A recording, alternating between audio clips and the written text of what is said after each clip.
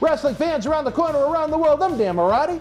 And I'm the Berzerker John Nord. It's that time of week again, folks. After Impact on AXS TV, it's Wrestling Insider's Throwback Thursday with the Berzerker John Nord. Stand by.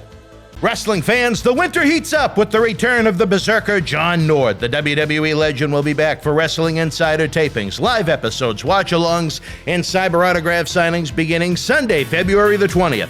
Check out Boston Wrestling's exclusive print that the Berzerker will sign for you live on air. Get ready for 3 big days of the Berzerker John Nord. Head on over to bostonwrestling.com for complete information. Wrestling fans, we warned you this day would come. Unfortunately, we're running out of original episodes of Wrestling Insider's Party with Marty each and every Thursday night at 10 p.m., but we're starting up that Indiegogo. You can help the cause. You can help Marty's show continue each and every week. Nobody does it like Marty. We had an incredible time with him at our 20th anniversary bash, November 13th at Memorial Hall here in Melrose. We want to have the good times keep on rolling, but we can't do it without you. Look for the Indiegogo link in the comment section below or across our website and social media platforms. We have some great perks, great rewards where you can even meet Marty himself. There's nothing like it. Since July of 2020, every week we've brought you the show. We need your help to keep on going. We tell you, without wrestling fans, there is no professional wrestling, and there's no better time to help the cause now. Let's keep Marty rocking each and every Thursday night. Wrestling fans, VIP packages and tickets are on sale now. The Boston Wrestling MWF's Back to the 80s live wrestling event and Legends Fan Fest celebration, Saturday night, April the 16th at Memorial Hall in Melrose, Mass. Meet WWE Hall of Famer Hacksaw Jim Duggan, 3-time WWE Tag Team Champions Axe and Smash Demolition, WWE Hall of Famer Tito Santana, the Wild Berzerker, Dangerous Danny Davis, and more 80s icons to be announced. Take part in a VIP exclusive Q&A session, a VIP exclusive 80s Legends group photo, an autograph photo fan fest open to all before the superstars and legends of yesterday, today, and tomorrow light up the ring like Times Square on New Year's Eve. Relive your childhood. Get the best seats in the house now at bostonwrestling.com. We'll see you live April the 16th. This is Mick Foley. This is Harley Race. This is Shelton Benjamin. This is Mr. Wonderful Paul Orndorff. This is the Monster Abyss. And this is Daniel Bryan. This is JBL, and you're watching the MWF. Be there live. All right, wrestling fans, welcome to another installment of Wrestling Insider's Throwback Thursday. Dan Marati and my buddy John Nord. John, a pleasure to have you with us once again. Thank you, brother. We continue to pour through the world that was the World Wrestling Federation in 1991. The feedback is tremendous. The premiere box is open. We'd love your feedback on the episode. If you're not joining us on Thursday night, you can always share your thoughts in the description box below. Of course, as always, the Super Chat is open for business. If you want to have more great legends like the Berzerker back here in studio, it takes a lot of love to get the studio lights on, to get the studio crew, to get the talent, the airfare, the hotel, and everything that goes along with it, because we love you guys. We're giving you the great content. Show us some love back. Make it mutual. Make it a love affair, even though we're a few days past Valentine's Day. That's right. There you go. All right. That's All right. right. We were talking about Sid making his debut in May of 1991. Kind of a departure, even though it wasn't human, around the same time was Damien in one of the more memorable angles of the era. Jake the Snake was tangled. You mean Damien? Huh? What the hell is that? That's what he used to do. The Snake? Damien. Yeah. What was it that you just did? Oh, no. There was a guy named Damien. Who was He Damien? had a short in the WWF. And he had like either 1 or 2 night chance. And they were going to push him. And he would go in the ring and he would do his gimmick and he would go.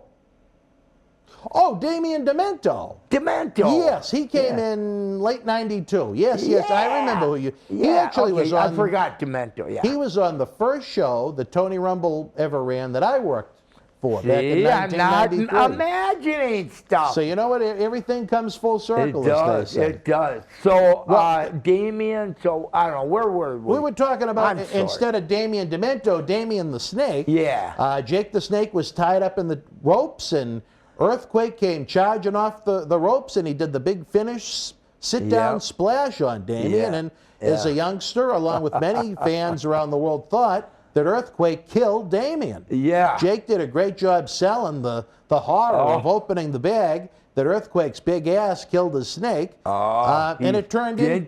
Yeah, and PETA, they went after WWF hot and heavy. Yeah. And I thought in one of Vince McMahon's geniuses, Yeah. you know, when the PETA people would show up, he'd say, "You want to see the bag?" And he'd bring them the bag, and they'd open it up, and it certainly wasn't a snake that was squashed to death. Right. God, that's classic. Yeah, it was a great angle. Got a lot of heat. That is huge heat. And at the same time, Earthquake was also embroiled in a feud by trying to take away the walking ability of Andre the Giant. Andre started to have to use those crutches I forgot about that. after Earthquake attacked him. So on the house show loop, you had Earthquake taking on Jake Roberts with Andre in his corner as the manager, which is almost a pun in and of itself, where Andre wasn't the world's biggest Jake fan. But memories of the late, great John Tenter, Earthquake. Memories? Well, he was a great guy. I used to make him laugh in the locker room a lot. I really did, and he was a good friend of mine. Not personalized, you know, friend, call you at home, but friend in the locker room. He would laugh, but most people don't know. Maybe you do know, but John Tenter was a world champion wrestler. Sumo, right? No, amateur? it was Greco, I think. Oh, really? Okay, that I did not know. Yeah, and now one thing you got to remember, here's a comparison. Brock Lesnar, national champ, right? Mm-hmm. John Tenta, world champ. Well, back then, it was unlimited weight in college and out of college. Unlimited weight. That's why Chris Taylor in 1972 won a silver medal because he weighed 500 pounds for Iowa State. So then they knocked it down to 285 pounds is the max you can weigh. And that's what Brock Lesnar weighed when Brock won nationals. Well, John Tenta couldn't even wrestle because he weighed almost, or I think about 400. And but if you got Brock trying to take down Tenta, you ain't gonna take John Tenta down. He weighs 400 pounds and he knows how to block stuff. He ain't real fancy, but you ain't gonna beat him. There was another guy that wrestled for North Carolina named Jimmy Jackson, and he weighed 440. Back in the day when you could weigh anything you want. A lot of people don't know that, so that's why I bring that up, just for an information deal. He was very agile for a big man, and I don't think a lot of fans realize how young he was. He was kind of the world's oldest looking young guy. Did Johnny pass? Tenta? Yeah. Oh, yeah. He had cancer probably 15 years ago. He was in, I believe, his very early 40s. Isn't that crazy? Yeah. Oh man, I think I knew that. I just forgot it. It's been so long ago, you almost forget it sometimes. That is. Yeah. There's been so many deaths since. Yeah, that's sad. Man, though, if you talk but if you could have slapped the world champion on anybody, it could have been him real easy because nobody could have touched him as far as if you want to really start shooting and taking down a guy, it ain't happening. Great opponent for Hogan and Earthquake, I'd say. Yeah. I'm sorry, Hogan and Ultimate Warrior, I'd say. Yeah, absolutely. Both, for sure, 100%. Yeah. And if he would have had it in him, John was a very passive guy. And again, he didn't want to lose his job, but he could have maybe not liked the guy and just squashed the shit out of him. And then he could get back to the locker room. What'd you do that for? You're fired. So I think, that's why John behaved. John wasn't a drinker or drugger, nothing. Now, ain't that crazy? A guy that don't drink or drug at all dies that young. Due to the big C, yeah. Talk about the cards. One of the first of the major stars to take two the internet. I think as he was battling cancer, he enjoyed interacting with fans on different message boards and things like that. And yeah, so maybe that helped him a little bit as his time was coming to an end. That's cool. Positive. Well, God to bless look forward his soul. to every day. God bless his soul, man. I would have loved to have had him in the studio. I'm sure he had some great stories he could have shared with everybody. Yeah, I agree.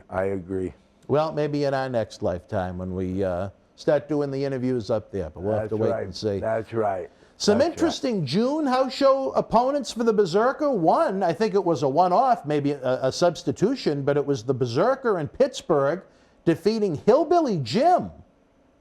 A unique matchup, to say the least. Hillbilly really wasn't active on the road all that much in '91, but maybe, like I said, he was taking the place of someone in a pinch, or any memories of working old Hillbilly Jim. Daniel, let's stop this right now. I never wrestled Hillbilly Jim. Well, that's not what the history books say, my friend. That never June 5th, 1991, Pittsburgh, Pennsylvania. Somebody's got the Berzerker defeated Hillbilly Jim. Somebody's got something very fouled up. I know I never wrestled Hillbilly Jim. Now, if anybody can prove me wrong on that, Dan, I'm not trying to be disagreeable, but this is, I mean, me and you are like this. I can tell you, but I don't want to sit here and agree if I'm not sure. I'm telling you I'm 99% sure. The only 1% is, Jim, I don't know, maybe I was high when I went to the ring and I don't remember anything. Well, it was your life. You did live it. Yeah, but I'm telling you, I'd have to, gosh dang it, and I don't want to disc you at all. Like, I mean, you know what you're talking about. You've been doing this a long time, and I know that you know the deal. So I do 100%. Anybody else, I would say, no, that's ridiculous. But you, I gotta say, I gotta give you the 1%. But I'm telling you, you're pretty sure. I'm pretty sure I never wrestled them. And I will say this, maybe where an error could have taken place, it's the only documented match that took place was you guys in Pittsburgh that one time. So if for whatever reason it's just something that slipped your mind, maybe that was it. Because it was only once. Well, if it even did happen. I'm telling you. Probably not. If you listen, I'm in here for $20. I know that. But listen, I'm telling you, I never wrestled. Well, I believe no you. way. I would have talked to him. I would have felt his body. I would have slammed him. I would have known his attire. None of that. I've never met the man. You never even met Hillbilly Jim. I've never met Hillbilly Oh, well, you know what? I'm Jim. going to guess the match didn't happen then. I'm going to guess there was an error somewhere. It was an error. All right. Well, maybe someday we'll come across an Can old... I try to get my 20 back on that? I believe you, so that would be kind of hard. Damn. But, if I ever come across an old program or something like that with a lineup sheet, who knows? Maybe it was one of those things where it was so brief. And you can, in the fans, if you can prove me wrong, any way, shape, or form, do it, please. I would like to know if I was in a blackout. Anyone in the Steel City in Pittsburgh, if you were around in June of 1991 and maybe have the original program from the show, let us know. Also that month you were working about a guy that you didn't have many complimentary things to say about, the Birdman, Coco Beware. Yeah. Yeah. Yeah. Did I wrestle him that next That night? month he was one of your regulars. Yeah, did not like wrestling him. He was hard. He was selfish and he was hard. And there's nobody you talk to liked wrestling Coco. Nobody. If you go right down the line of people that wrestle them, you might find somebody that would be super passive and go, oh, yeah, he was great, just to keep it smooth in the conversation. But I'm telling you, Coco was hard to wrestle because he was paranoid that you were going to get over on him. Do you think that he came across that way because he was maybe nervous about his position? Do you think maybe he resented he never got to go further up the card because of his height? I think all of them. I think you nailed it. Mm-hmm. You nailed it. All everything you just said is what it is. I'm not saying I'm sure he's a wonderful guy, but he was just paranoid and very hard to deal with. And who wants to deal with someone that's hard to deal with? But he had a very pleasant... That's why he didn't go up the ladder. He had a very pleasant singing voice, much like our friend down in New York, Brendan Elam. Really? Yeah. Well, you never heard Coco sing his entrance songs? Bird, bird, bird, pile driver? Never? Oh, good. All right, well... Well, no, now that, I'm sure I did, and I know I don't remember that. You didn't really care about his singing? Yeah, I didn't care. Right. No, I was thinking about me. All right, wrestling fans, we hope you'll care enough to stay with us on Wrestling Insider's Throwback Thursday. Right now, we're going to take a brief time out. Then we'll be back with the man himself, the Berzerker, John Nord. Thank you. Wrestling fans, VIP packages and tickets are on sale now to Boston Wrestling MWF's Back to the 80s live wrestling event and Legends Fan Fest, Saturday night, April the 16th at Memorial Hall in Melrose, Mass. Get the best seats in the house now at bostonwrestling.com. The World Wrestling Federation was sold out at the St. Louis Arena in St. Louis, Missouri, Friday, February the 17th, 1989. In the opening contest, rugged Ronnie Garvin beat Boris Zukov. Ravishing Rick Rude with the win over Brutus the Barber Beefcake. Hercules drew Mr. Perfect. WWF World Champion Macho Man Randy Savage retained the title over Bad News Brown in a street fight. Bret Hitman Hart defeated the Honky Tonk Man via disqualification. The Bushwhackers victorious over the Rougeau brothers. And Hulk Hogan beat the Big Boss Man in a steel cage match, with Randy Savage taking Miss Elizabeth to the locker room before the match began. If you were in St. Louis live, share your memories in the comment section below. Keep Wrestling Legends working in our eBay store and on our renowned Patreon streaming service so we can bring you more interactive superstar shoot interviews to relive the good old days of professional wrestling. Check it out.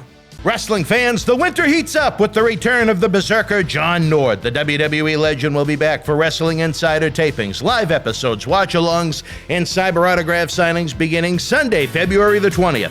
Check out Boston Wrestling's exclusive print that the Berzerker will sign for you live on air. Get ready for 3 big days of the Berzerker John Nord. Head on over to bostonwrestling.com for complete information. Wrestling fans, we warned you this day would come. Unfortunately, we're running out of original episodes of Wrestling Insider's Party with Marty each and every Thursday night at 10 p.m., but we're starting up that Indiegogo. You can help the cause. You can help Marty's show continue each and every week. Nobody does it like Marty. We had an incredible time with him at our 20th anniversary bash, November 13th at Memorial Hall here in Melrose. We want to have the good times keep on rolling, but we can't do it without you. Look for the Indiegogo link in the comment section below or across our website and social media platforms. We have some great perks, great rewards where you can even meet Marty himself. There's nothing like it. Since July of 2020, every week we've brought you the show. We need your help to keep on going. We tell you, without wrestling fans, there is no professional wrestling, and there's no better time to help the cause now. Let's keep Marty rocking each and every Thursday night.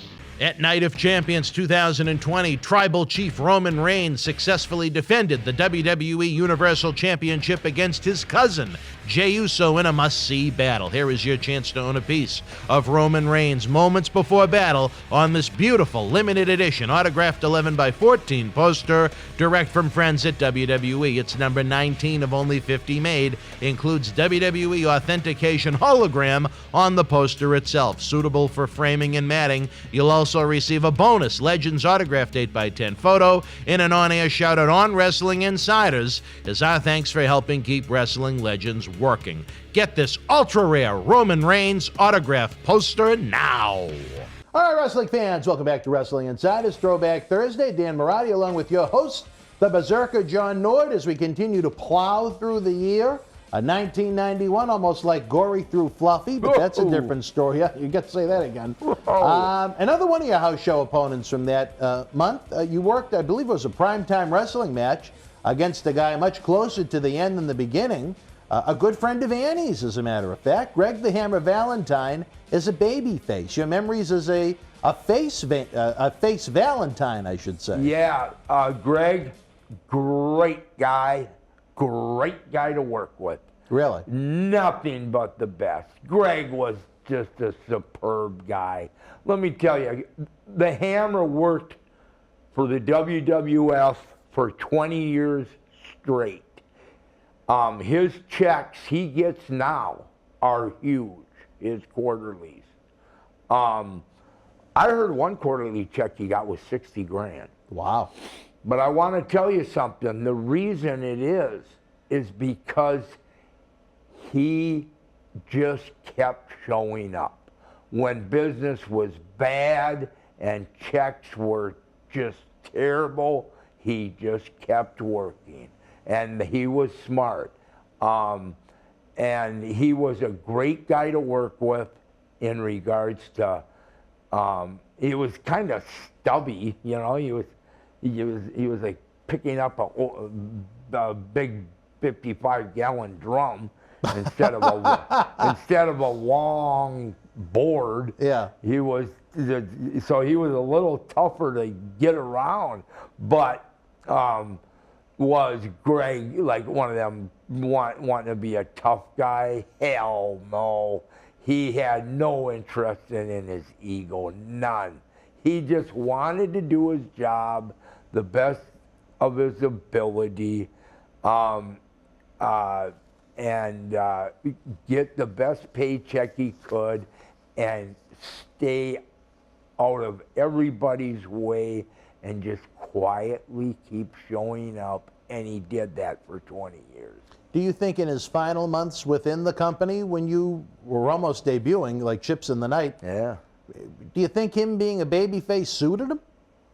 Suited him? Yeah. I really don't think he had the personality for it. For a baby face? No way. Yeah.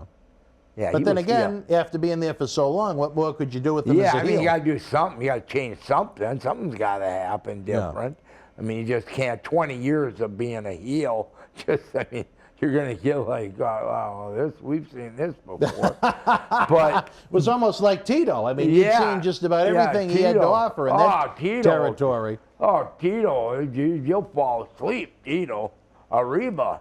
And that goes for you, Arriba. He paced. Yeah. And the same for Valentine. They used to joke it took him 15 minutes to get warmed up, and when you'd see him live, it sure felt like it did. Oh, my God. Get on with the man. That was brutal. And I remember, you're right. I remember watching, like, who's on first? Like, let's get the hell out of here. I get the case of Coors Light. Let's get the rent-a-car and let's move on. You think we can get out of here by 10? Well, I don't know. Arriba's in there pacing, and Valentine's in there. He hasn't even got to the ring yet, and it's been 7 minutes. Both of them on the same show must have been a long night. Oh, my God, brutal. And they knew that the Minnesota guys were waiting to drink beer and go have some fun.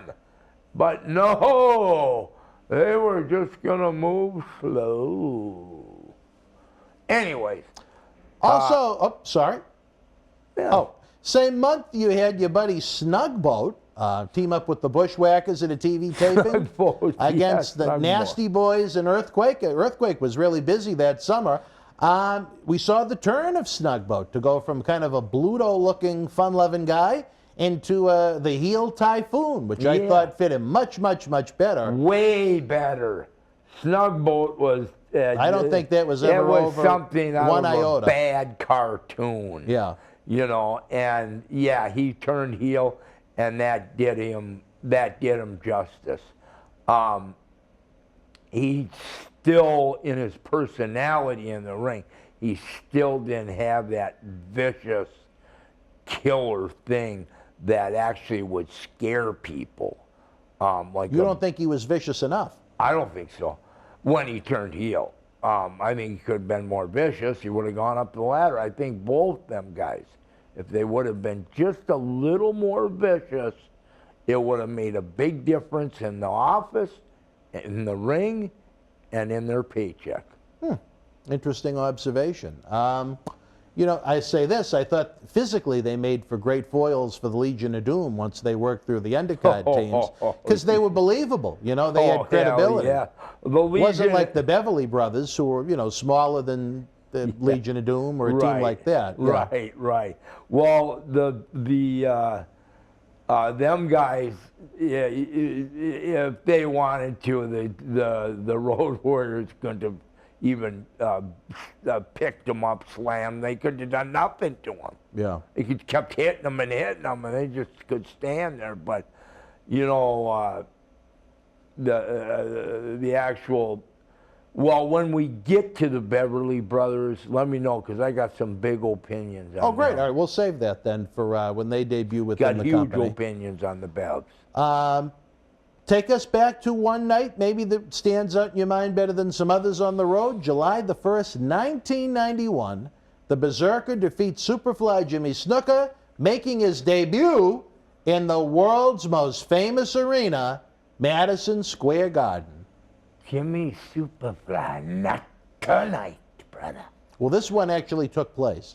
Okay, so... This was your in-ring debut at MSG. Yeah. What do I remember about it? Jimmy Snuka is a class act. He was a legend. He is, to this day, in my eyes, still one of the greatest of ever. And somebody checked me out on this. I think in 1969 he was Mr. Hawaii bodybuilder. I always wanted to. I always heard that, and I always wanted to see if it was true, because growing up, I always had a bunch of bodybuilding magazines, like Arnold, you know, won the first Olympia in 1970. Joe Weider pushed him, you know, and about Jimmy in 1969 being Mr. Hawaii, I believe it. I mean, look at the guy. When he was in shape, he was just, man, he just had the, and then jumping off the top rope. It was a pleasure to work with him. I felt I was working with royalty. I really did. And to go over on him, definitely made me just appreciate Jimmy all the more. Because here you got Jimmy. Did Jimmy ever sit there and bitch that he had to do a job, or complain that he was, you know, gonna lose, or complain that I was too stiff with them? Nothing like that. That's the difference. And what about working at MSG itself, the world's most famous arena? Anything special about the garden? Awesome. It just has a feel to it. Mm-hmm. But one thing that you do is when you, back then, I'm sure they, you know, redid them, but the locker rooms were real old, and they had names scratched on the board and carved in the cement, and some of them were literally, I seen one that had to do when the Nazis were holding a rally there. At MSG? Yeah. Really? Wow. Yes. And it had something to do with, and they scribbled in 1940, I think. Mm. But anyways, and I knew, and then I seen a special on the Nazis, and how they had a group of them here in the U.S. before we even knew what the heck they were about, or if our guys were going, that we had to stop, or we'd all be speaking German right now. So our veterans, hats off always to our vets. Yeah, absolutely. The World War II vets, you go by them white crosses and that, you take your hat off or do a sign of the cross, because those are guys that paid the ultimate price for our freedom. You've heard that 1,000 times, but it don't make it any less true. But anyways, back to the garden. It had that feel. It had that feel of freedom. Like, this is Madison Square Garden. This is what America's about. This is what Ellis Island is about. this is what that we're all Americans. It feels like that. And it was old. There was nothing special about it except the feeling. What about the ceiling that had kind of that special Out there, the way it was designed, I guess maybe is the best way to put it. Yeah, it was Any designed. butterflies when you walked out the first time that night? Yeah. I was nervous. I was like, man, I'm in Madison Square Garden. I got to get this right. I got to perform, man. And it's just got to feel. You look up, and some guys could care less. They've done it in the Garden dozens of times. Doesn't matter. That particular night, I had butterflies, and I was just to think of the stuff that had happened in the Garden is pretty cool. Absolutely, and you're a part of the history of it now, you know? Well, maybe not a pay-per-view main event, but you know what? You were there, you were victorious over one of professional wrestling's great legends in the Superfly, so no one can ever take that away from John Nord. Superfly is a legend. Well, July 1991, I tell you, this is when the first of many nosedives for the World Wrestling Federation began. I don't know if you ever would have interacted with the man, but the trial of George Zahorian began. The good Dr. George Zahorian, the man that always made sure the boys had their candies, so to speak. Was that his name? George Zahorian. Yeah. Well, we had more doctors going on than just George. There were a lot more Zahorians out there than There was Zahorian. Dr. Unger from L.A. There was Dr. From Indianapolis. We used to meet him at a hotel and pay him cash for the goodies. The candies. And for the candies. Dr. Unger in L.A. would bring in boxes of samples of Vicodin. And boxes? Boxes. Wow. And they were in tinfoil, and you'd have to rip them open. And everybody just grabbed them right away. And, taking a Vicodin is like drinking a six-pack of beer. You feel great. Yeah. And they go great with beer. But if you got an addiction problem, don't take them. If you can have fun with them, take them. Who cares if you ain't hurting nobody? Well, Zahorian's point of view was he felt like he was giving the boys something clean, something pure, as opposed to what they could get off the street. Whatever happened? What's that now? Whatever happened to the good doctor? Oh, he wound up going to jail for several years as a result of this trial. Several years? Yep. Now Vince McMahon's... You sure that ain't a bit strong? Well, now the WWE attorney Jerry McDevitt, at the time he was the personal attorney for Hulk Hogan. The Hulkster got out of testifying. But Roddy Piper, Danny Spivey, Rick Martel, Brian Blair, they had to take a couple of bullets, and they were forced to testify, something that Roddy Piper said. Them? Yeah. That sucked. Piper said he resented that a great deal in one of his books, that he was forced to testify, but Hogan wasn't. Yeah, because that would be Roddy. I could see Roddy being very resentful towards that, because Roddy is not a stooge. Did you ever encounter, I know you said you encountered Zahorian types, but did you ever encounter Zahorian himself? Yeah. What did you think of him? I didn't know his name. Oh, you didn't even know his name? Okay. I didn't even know his name. I was just a doctor. There's a doctor in Louisville, too, that would give them out really easy.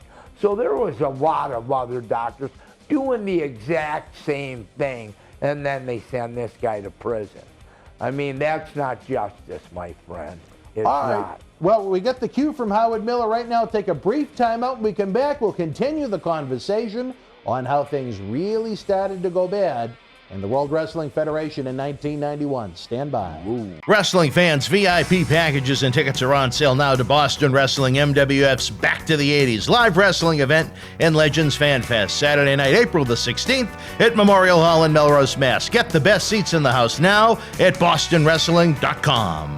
The World Wrestling Federation was live at Kolf Sports Center in Oshkosh, Wisconsin, Wednesday, February the 17th, 1993. In the opening contest, the Steiner brothers beat the Beverly brothers. Bob Backlund with the win over Papa Shango. El Matador defeated the Predator. Crush victorious over WWF Intercontinental Champion Shawn Michaels via disqualification. WWF Tag Team Champions Money Inc. retained the title over the Nasty Boys. Virgil beat Repo Man, and in the main event, Yokozuna with the win over the Macho Man Randy Savage. If you were in Oshkosh Live, share your memories in the comment section below. Use the links in the description box to keep Wrestling Legends working in our eBay store and on our acclaimed Patreon streaming service so we can bring you more interactive Superstar Shoot interviews to relive the good old days of professional wrestling. Check it out. It hits different live as the road to WrestleMania comes through State College with the head of the table, Roman Reigns. And a new challenger has emerged to dethrone the Queen. Face me and put your title on the line. As Naomi battles Charlotte Flair for the SmackDown Women's Championship. It's the WWE Road to WrestleMania Tour, live in State College, March 26th. Tickets and Superstar Experience packages on sale now. Wrestling fans, VIP packages and tickets are on sale now at the Boston Wrestling MWF's Back to the 80s live wrestling event and Legends Fan Fest celebration, Saturday night, April the 16th at Memorial Hall in Melrose, Mass. Meet WWE Hall of Famer Hacksaw Jim Duggan, three-time WWE Tag Team Champions Axe and Smash Demolition, WWE Hall of Famer Tito Santana, the Wild Berzerker, Dangerous Danny Davis, and more 80s icons to be announced. Take part in a VIP exclusive Q&A session, a VIP exclusive 80s Legends group photo, an autograph photo fan fest open to all before the superstars and legends of yesterday, today, and tomorrow light up the ring like Times Square on New Year's Eve. Relive your childhood. Get the best seats in the house now at BostonWrestling.com. We'll see you live April the 16th. Wrestling fans, I'm Dan Marotti. And this is the man of the hour, Leo Rush. It's all over BostonWrestling.com and our social media. But Leo, brother, they got to check out some of this merch. They got to. Check it out, fans, right now available on eBay. You can add this to your collection. Support Wrestling Insiders and keep Wrestling Legends working on eBay. Get this WWE NXT TakeOver War Games 2020 11x14 limited edition autograph poster signed by everyone on the event, number 23 of only 100 made.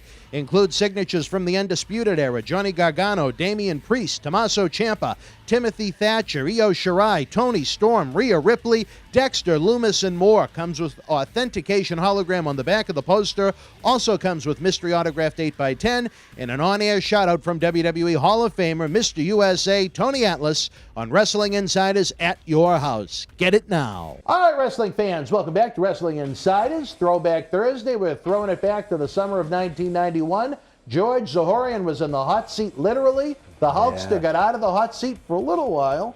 And then, like we said, Piper, Brian Blair, Rick Martel, Danny Spivey were all forced into a court of law to testify against Zahorian, who I believe went away for 3 years. The big problem was, though, when the I don't remember, I don't think it originally had anything to do with wrestling, but when they went to raid his office, WWF got a tip, and they tipped off Zahorian to rip up, shred anything that had anything to do with WWF on it. And as the Fed showed up that day to raid his office, he was in the midst of doing so. And as they were knocking at the door, he was going, "Oh, I'm in the middle of a session with a client." That's heavy. And they found paperwork with Vince's name, Hogan's name, Superstar Billy Graham's name, of all people, Lord Alfred Hayes. I don't know how much gas Lord Alfred Hayes. Good God, that's ridiculous. Well, he was just picking, I'm sure, getting someone else's mail at that point. Sure. Superstar Billy Graham, who could still be on the gas for all we know at this point. No kidding. No kidding. Some guys never go off it. WWF dodged a little bit of a bullet because I think if Hogan here was forced to go in to testify, it would have been worse right off the bat. But it only did go worse from there. Was it something that the guys were talking about right at the Zahorian trial, or was it just business as usual where you were on the road 300 days? On the road? Yep. Yeah, it was just business as usual. That's a good way to say it. It really was. You didn't gossip about it because you weren't part of it. All you did was go really I think if you're honest, you really just went, boy, am I glad I'm not part of that deal. And just quit talking about it, and maybe it'll go away, you know. All right, later in July, as we continue to navigate the out of the ring happenings in the business, one of your regular house show opponents became Texas Tornado Kerry Von Erich. Any memories of the late Kerry?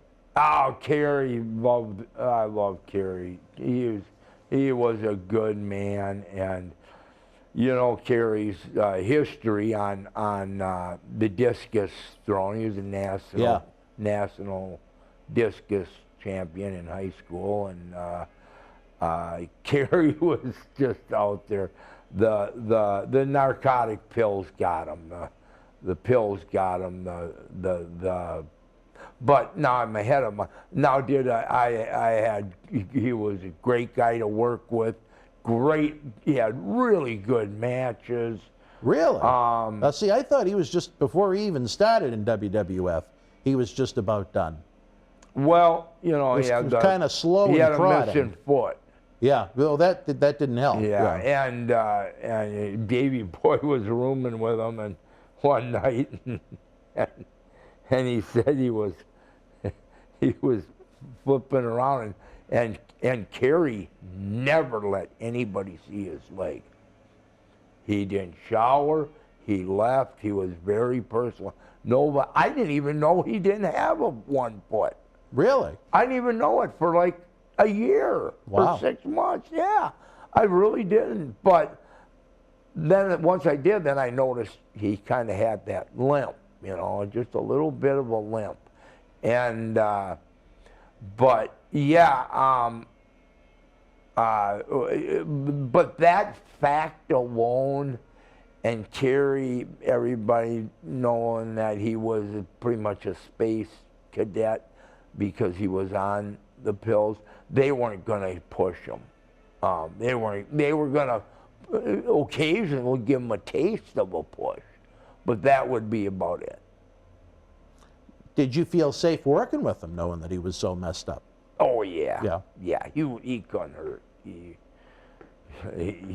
Yeah, I felt safe. He wasn't going to hurt anybody or anything, and he amazingly enough, he would remember the finishes. Really? And remember, yeah.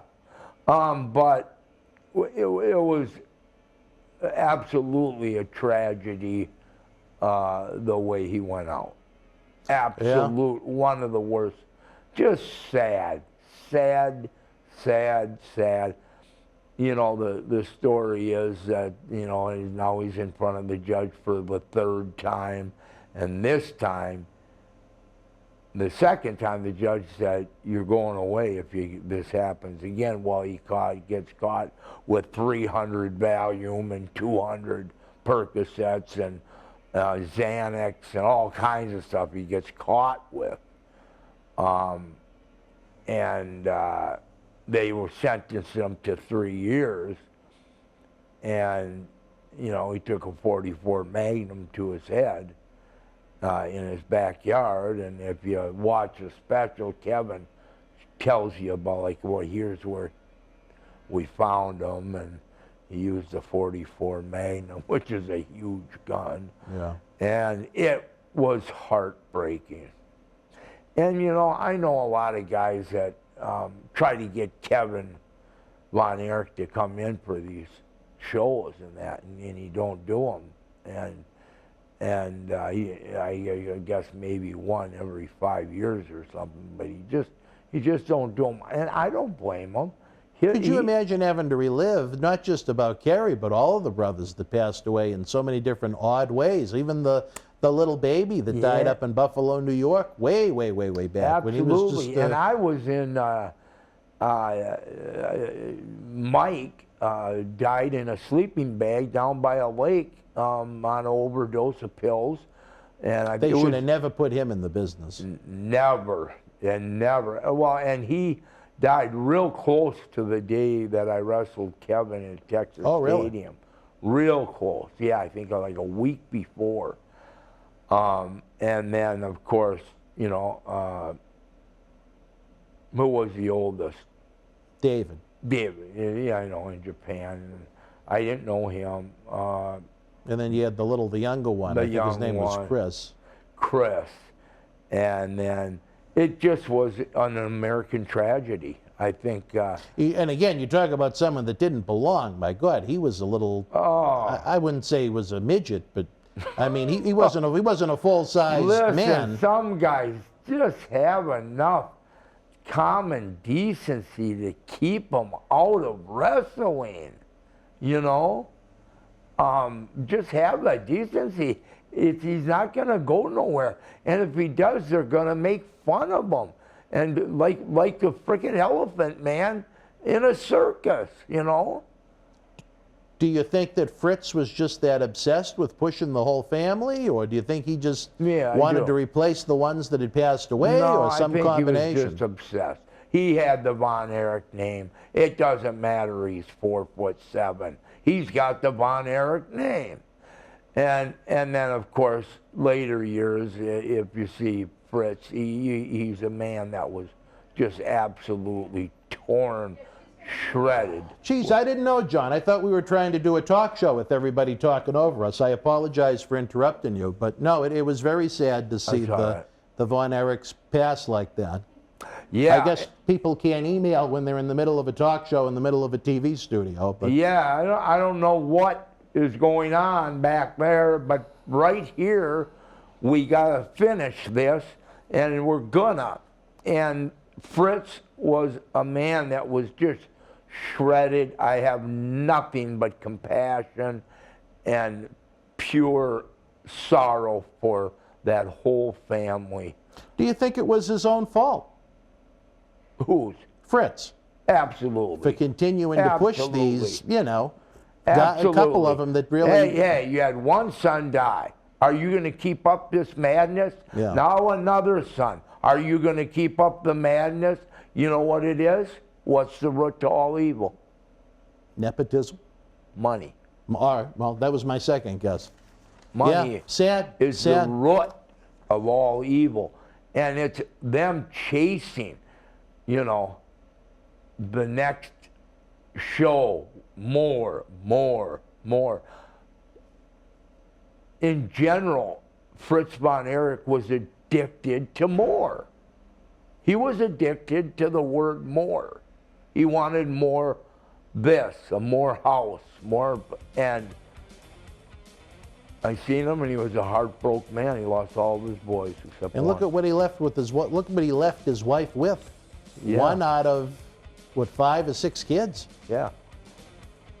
Yeah, one of the great tragedies in the history of our injury. Yeah. An American tragedy. In or out. All right, well, we're getting the cue from the back. Right now we take a brief timeout. We'll wrap up Wrestling Insider's Throwback Thursday. Stand by. Ooh. Wrestling fans, VIP packages and tickets are on sale now at the Boston Wrestling MWF's Back to the 80s live wrestling event and Legends Fan Fest celebration, Saturday night, April the 16th at Memorial Hall in Melrose, Mass. Meet WWE Hall of Famer Hacksaw Jim Duggan, 3-time WWE Tag Team Champions Axe and Smash Demolition, WWE Hall of Famer Tito Santana, the Wild Berzerker, Dangerous Danny Davis, and more 80s icons to be announced. Take part in a VIP exclusive Q&A session, a VIP exclusive 80s Legends group photo, an autograph photo fan fest open to all before the superstars and legends of yesterday, today, and tomorrow light up the ring like Times Square on New Year's Eve. Relive your childhood. Get the best seats in the house now at BostonWrestling.com. We'll see you live April the 16th. Wrestling fans around the corner, around the world, I'm Dan Marotti. And I'm John Cena Sr. Johnny, the momentum here in Boston Wrestling continues as we continue to build and build and build. The fans want to know, how do we help? We subscribe to the Patreon, but we see all the great merchandise on that set. Coronavirus may have killed the nightlife, especially for someone like Marty, but our acclaimed eBay store is open 24/7 around the world. Wow. Check it out. arguably the greatest professional wrestler of all time. Get this limited edition collector's autograph print personally signed by two-time WWE Hall of Famer Nature Boy Ric Flair, inscribed 16 times for each of his recognized World Championship reigns. One of only 50 made direct from our friends at WWE. Also signed by original artist Rob Schamberger. Help keep wrestling legends working. Get this awesome Ric Flair collectible for your wrestling collection now. All right, wrestling fans, again, we thank you so much for joining us on Wrestling Insider's Throwback Thursday. We continue to talk in the ring, outside of the ring, a lot more great memories and stories to come, maybe not so great depending upon the person, from the summer of 1991. Again, if you're watching with us on Thursday night, the premiere chat is always open. Let us know what you think of the show, or in the description box below, if not on Thursday night. But we'd love to have you with us Thursday nights during the premiere. The super chat is always open so we can keep the studio lights on, so we can bring you more great wrestling superstars, keep the studio staff here with us, the airlines moving, the hotel rooms booked. It takes a village to make it happen, but thanks to the Howard Millers, the John C. Manicus Rileys, and great folk like you, John, we're able to do it. Yes. All right, so with that said, we'll be back next Thursday night with more from the summer of 1991 in the World Wrestling Federation. Until then, you and yours be well, be healthy, good night, and God bless you. Good night from Boston. Hi, this is Phil DeCesare. Thank you for enjoying tonight's Wrestling Insiders. Get early full-screen ad-free access to all our weeknight Wrestling Insider episodes while helping keep wrestling legends working by joining the Boston Wrestling Patreon family at patreon.com/Boston Wrestling. You can directly help us bring you more great historical wrestling content 7 days a week to enjoy for years to come.